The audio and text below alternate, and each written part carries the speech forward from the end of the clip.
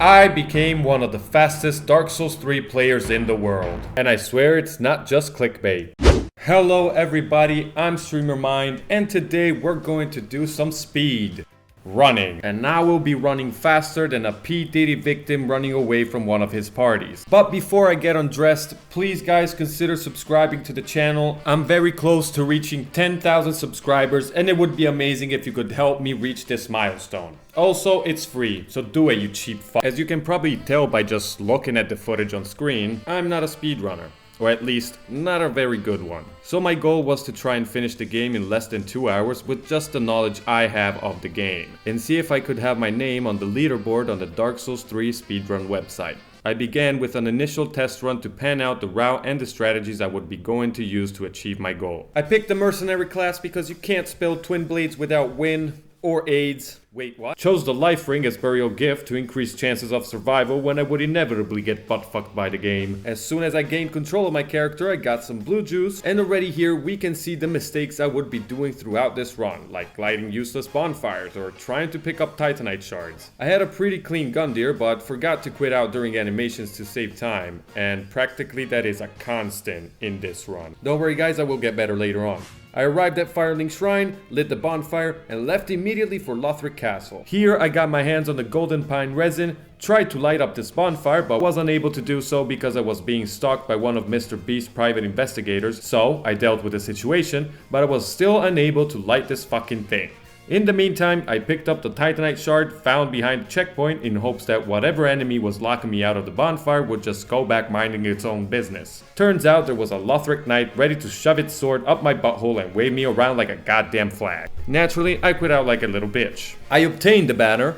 Old lady? What old lady? I don't know what you're talking about, officer. And by taking advantage of the Windblade's DPS, I melted Vord's health bar like snow in the desert. I landed in LA and died while trying to recruit Yo. I picked up the Estus shard, had some pretty unlucky RNG with the spawns down at the bridge, so I had to wait until getting through would be more feasible. I arrived in the Crucifixion Wood, and from the bonfire returned to Firelink because I had to buy some firebombs. And the two of you who are still watching this video at this point are probably gonna ask yourself, why in God's name does he need firebombs?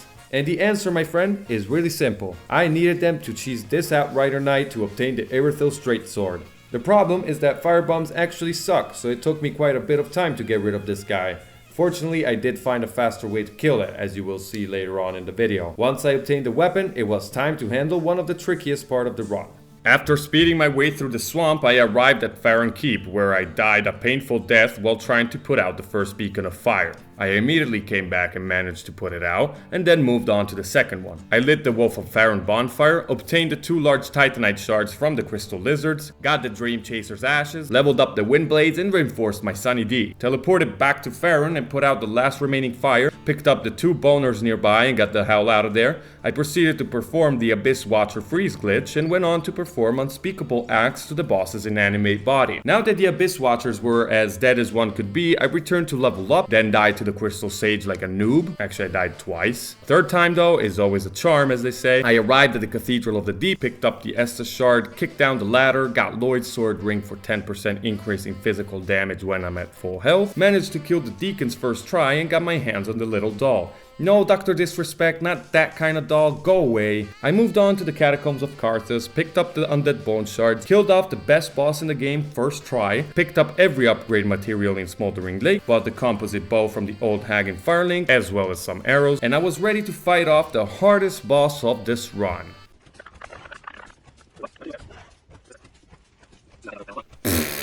What? You thought I was going to fight Dancer legit? What do you think I am, a good player? Yeah, no fucking way I was going to actually beat her square and fair. I was looking for consistency, bitch, not glory. Anyways, turns out I didn't have enough arrows and I ended up trying to finish her off legitimately, but I died. So I moved on to Irithyll and got the Pontiff Right Eye. I arrived in Distant Manor, got to the Profane Capital and killed Yorm on my first try with the Storm Ruler. Pretty easy.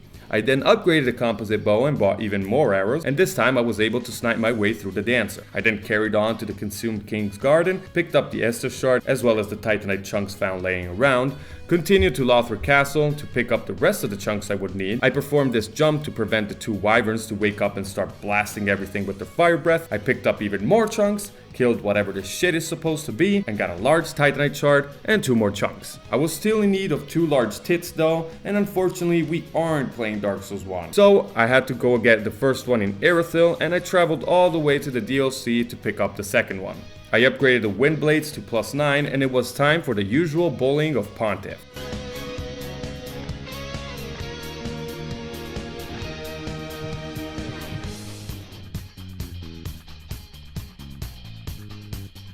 Not exactly my cleanest fight, but still decent.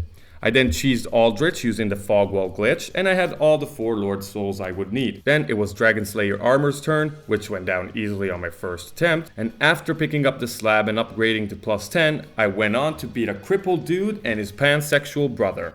Hopefully YouTube doesn't terminate my channel for hate speech. The princess went down on my first swing, and I was finally at the final boss. I died a bunch of times because I absolutely suck at this fight. What the fuck? No, he's not gonna jump. I need him to jump and he's not gonna jump. Fuck!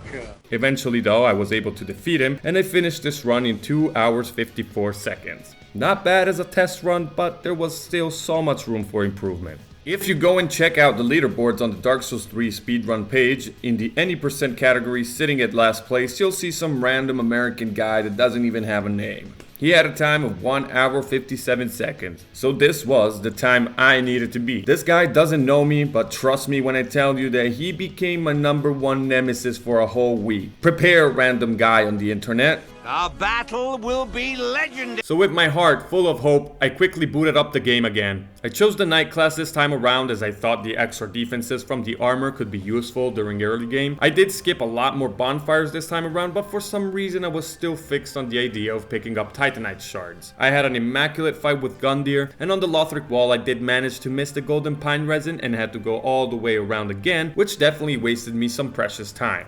I picked up the broadsword as it is one of the best and fastest swords in the game, and my ass almost got blasted out of existence and into the fucking sun while picking up the Estus shard. Fortunately, a Great Axe Hollow was there to finish the job. It was now that I came to the realization that the Estus shard I just picked up wasn't really worth the effort, and it actually slowed me down quite a bit, so I was definitely going to cut it in future runs.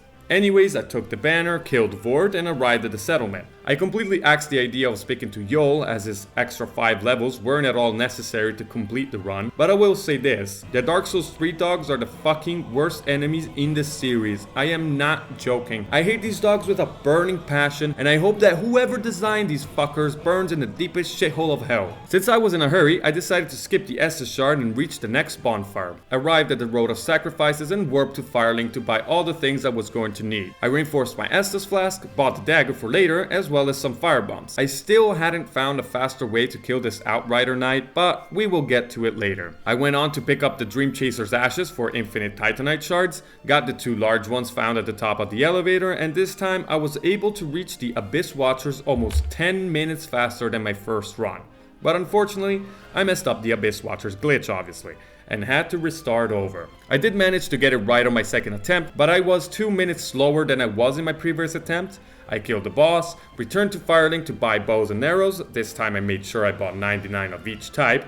And even though I forgot to upgrade the bow, because I'm an idiot sandwich, I still managed to kill Dancer on my first attempt, saving so much time that I completely wasted during my test run. I then ran to the Smoldering Lake to get large Titanites, and then went straight to Wolnir with an unupgraded weapon, and needless to say, I got killed by his toxic fumes because Wolnir be smoking some killer Zaza, too strong for the Ashen one. So I quickly ran to the Consumed King's Garden, got all the goodies I needed, then wasted a long time trying to kill this Cursed Hollow. He kept hiding under the structure, making it impossible for me to hit consistently with my arrows. Once dead though, he did drop a large Titanite shard. I then moved on to Lothric to pick up the rest of the chunks. I knew there were 2 Cursed Hollows here near the barracks that I could kill to obtain the remaining large Titanites I would need without having to travel to the DLC. Unfortunately, I needed to find a consistent way to kill them fast, cause they hit like a monster truck on top of a regular truck. I did find a way to kill them with firebombs, but it was still too slow and ineffective, since there were 2 of them and I couldn't bring enough firebombs with me to deal with both. Fortunately, I did manage to pick up one of the large shards before getting ass blasted by the other guy, but as they say, luck favors the brave, or something along those lines, and I had a lucky drop from one of these hollows. I managed to get another large titanite from the green wyvern near the dragon barracks, and I leveled up my broadsword to +9. Now I was ready to whoop some ass, because having a +9 weapon so early in the game just makes it all better. I absolutely wrecked the crystal sage. I got psychologically and physically molested by this puppy right here, unlocked this useless shortcut that I didn't need at all, got a pretty ring, got rid of the Genova witnesses before they could even ring the doorbell, and even though it's hard to admit, Wolnir was actually a pretty scary part of this run. His fight is definitely easy, but when you are on a timer, nothing is certain, and the pressure can turn even a joke of a boss like Wolnir into a final boss, if you know what I mean. I always find his left bracelet to be the hardest to hit, and when I can't break it fast enough, he will just never put his hand down and give me an opportunity, which means I would just go and panic. Or, this could all be gibberish because I got him first try, no problem, bitch. I got another pretty ring, arrived at the manor bonfire, got killed by this giant rat on my way to the profane capital, which definitely did not make me mad. Came in clutch against Yorm. I have no idea what happened there, but it's okay, I'll take it. Poor Pontiff didn't stand a chance. Hello Aldrich, goodbye Aldrich. And DSA actually managed to kill me while I was on the high of my streak. The rest of the run went on without hiccups. I even managed to kill Cinder on my second attempt, and I finished the run at 2 hours and 18 minutes. Not bad, but I still died too many times and wasted too much time on stuff like the Abyss Watchers glitch, which would cost me around like 3 to 5 minutes to get in the right positions so I wouldn't get stuck in the fog wall. And days passed. Empires fell while I was checking out videos for beginners, coming up with my own strategies that could fit my own playstyles, trying to achieve the safest route possible to minimize deadly situations. And then, finally, one fatidical night, everything clicked. I returned to using the mercenary class because the DPS was just godlike. I ignored everything on my way to the tutorial boss, absolutely mopped the floor with Gundyr, and I also began quitting out during long animations. I bought 2 homeward bones and the dagger as well as the fire bombs I was going to need later on, allocated my Estus flasks, and once I was in High Wall of Lothric, I quickly took a detour to pick up the longbow, which was a much better alternative to the composite bow in terms of damage, and I boned the hell out of there. After picking up as usual the golden resins and the banner, I melted Vort and left for the undead settlement in only 8 minutes. I ignored every bonfire on my way to the Outrider Knight. To kill him, I used a combination of arrows, which did about 30 damage more than the firebombs, and then depleted the remaining of his health bar with said firebombs. The reason why I needed the Irithyll straight sword was to consistently glitch the Abyss Watchers, as I always did this method using this weapon. Probably works with other straight swords, but I didn't want to risk it. Anyways, I was able to beat the Abyss Watchers in under 25 minutes. I then upgraded the longbow to +3, which allowed for a much faster dancer kill, shaving off about 3 minutes from my previous runs. Once I arrived in Smoldering Lake, I noticed that I always missed out on a large titanite shard here, hidden underneath the giant dick spitting lightning all around. Then I used these low-hanging ceilings to kill these 2 hollows for their large titanite shards. Where the hell is bro going? Jesus, look at them. They're so disgusting. Blech. Anyways, after picking up the rest of the upgrade materials, I had a +9 weapon in under 1 hour. I did the usual route of killing Crystal Sage, then Deacons to get access to Irithyll, killed Wolnir without issues, and managed to get the Pontiff's right eye ring. All of that without dying once. I reached Distant Manor, but I then got invaded, and little did I know this invader was going to cause me a lot of pain. So basically what happened is, when dropping down into this hole, I accidentally hit the sleeping giant. Unfortunately though, since I was being invaded, I couldn't quit out the game, and the giant took this opportunity to shove me down his butthole. Fuck you, dude. Or in Italian, porco dio. So I got back up and I quickly killed Yorm. Before getting to Pontiff, I did pick up the Leo ring for more damage. Come here, Pontiff, come on, time to die.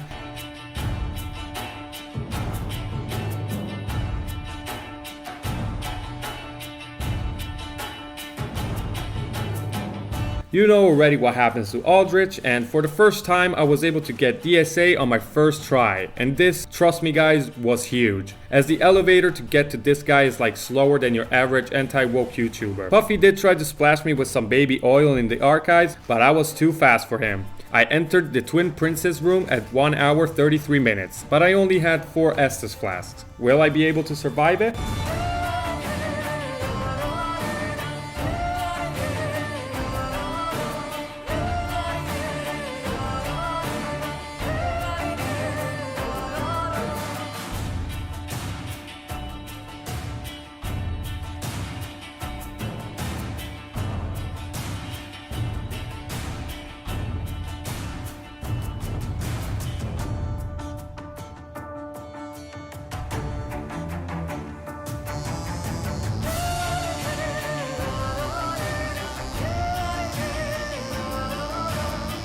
Oof, okay, last obstacle. Fortunately though, I became pretty good at the Cinders fight and I had some favorable RNG.